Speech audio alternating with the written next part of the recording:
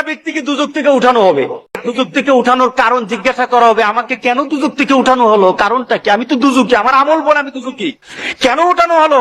তখন সে বলবে যে আমাকে কি কোন নবী সুপারিশ করেছে? আমাকে দুজক থেকে উঠানোর জন্য নবীকে সুপারিশ করেছে? ফেরেশতারা বলবে না, নবী করে নাই। কে করেছে? কোন আল্লাহওয়ালা ব্যক্তি, কোন দিনদার ব্যক্তি, আপনার পছন্দের মানুষ কেউ আমার জন্য সুপারিশ করেছে? তো না, সেও করে নাই। তাহলে কি আমার মা বাবা? না, তোমার মা বাবা না। তোমার পরিবার পরিজন? না, না, তোমার পরিবার পরিজন না। তোমার নিকুটের মানুষ? না, না, তোমার নিকুটের মানুষ না। তোমার একটা বন্ধু ছিল, তুমি তাকে চিন্তা, তার একটা সম্পর্ক ছিল তোমার সাথে, কিন্তু সে যে চরিত্রের ছিল তুমি সে চরিত্রের ছিল না, কিন্তু সে তোমার মহব্বত করত, সে তোমাকে ভালোবাসতো, তোমার সাথে তার একটা চলাফেরা ছিল। সে জান্নাতে চলে গেছে আর তুমি দুজকে। সে জান্নাতে তোমাকে খুঁজতেছিল, আমার বন্ধু কোথায়, আমার বন্ধু কোথায়, সে খুঁজতেছিল তোমাকে।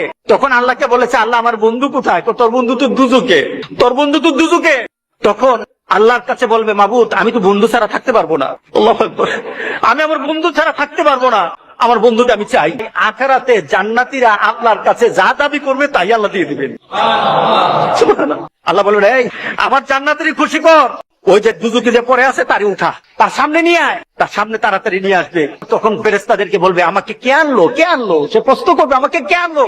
ওই যে তোমার একটা দুনিয়াতে বন্ধু ছিল, সে নামাজ পড়তো, সে দিনদারি ছিল, সে আল্লাহওয়ালা ছিল, তোমার জন্য ভালো চিন্তা করতো, কোনোদিন খারাপ চিন্তা করতো না, তোমার জন্য শুধু দুনিয়ার চিন্তা করতো না, আখিরাতের চিন্তা করতো। সে দুনিয়ার চিন্তা করে তোমাকে বন্ধু পেয়েছে, আখিরাতে তোমাকে বন্ধু পেয়ে সেখানে পাওয়ার জন্য কথা বলেছে। আল্লাহ সুবহানাহু ওয়া তাআলা তোমার বন্ধুর সুপারিশ আজকে তোমাকে দুজক থেকে জান্নাতি করে দিয়েছে।